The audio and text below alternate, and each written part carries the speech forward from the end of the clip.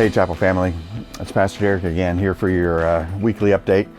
I hope and pray that you and your family are doing well, that you're staying healthy, that you are finding some sort of enjoyment about being at home a little bit more with your family, and that God's taking care of and providing for your financial needs and spiritual needs as well. Easter was a little strange, I know, but I was glad to share it with you and with the technology format that we have, and hopefully we'll be together real soon. As I was preparing this video update, I got to sit in my living room looking out the window and watching it rain.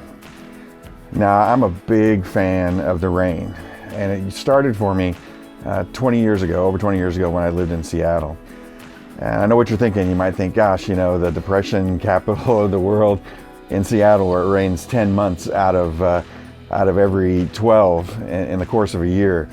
And I know that might be part of the problem, and not everybody likes it like I do.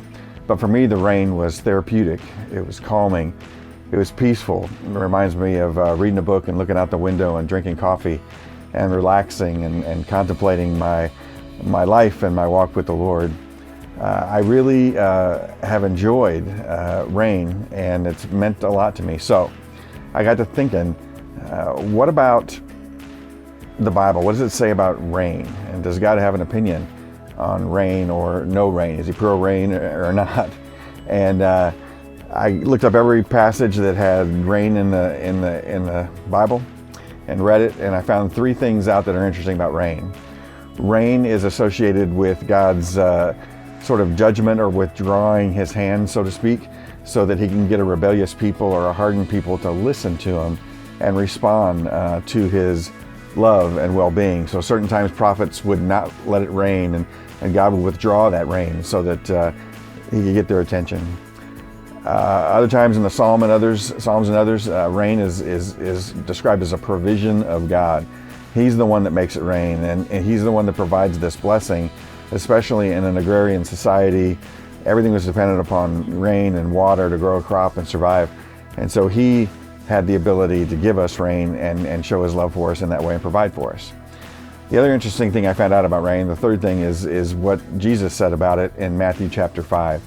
He's in a passage where he's talking about loving your enemies and praying for your enemies, and what good does it do you to pray for those that you know, that are your neighbors, that you like, versus those that persecute you.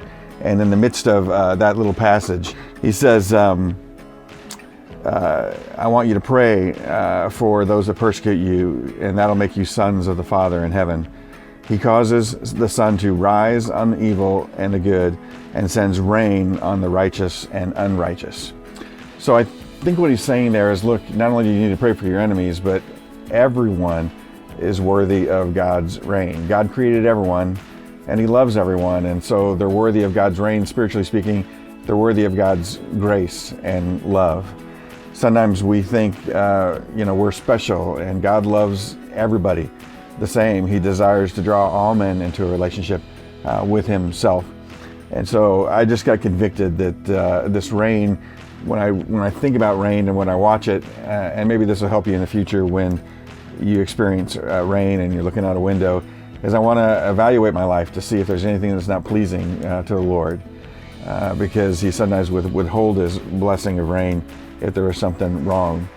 Also, is there a time too when I look at the rain and I just thank him for who he is, that he's provided so many great things for me and for our church and for my family? And then finally, am I praying for those that persecute me, and am I realizing that I live in a world full of people that God loves and they are worthy of his grace? And am I talking to people about Jesus Christ? One of the things I've been convicted about lately is praying for all those people that don't know Christ. We know him in the hope of the resurrection that we just celebrated on Easter, and we know that everything's going to be okay, but the majority of people don't. And so I just want to pray for those people, especially when I'm reminded by God's love for us in the rain, that he loves everyone and he desires to help everyone know him. And I'll do my best to talk with people about Jesus, and I hope you will too. So that's my little thought for you. I hope you're doing well again. Praying for you lots. May God bless you, keep you close to his heart. May your family and everyone be healthy, and we'll talk to you later. Hope to be together soon. Bye-bye.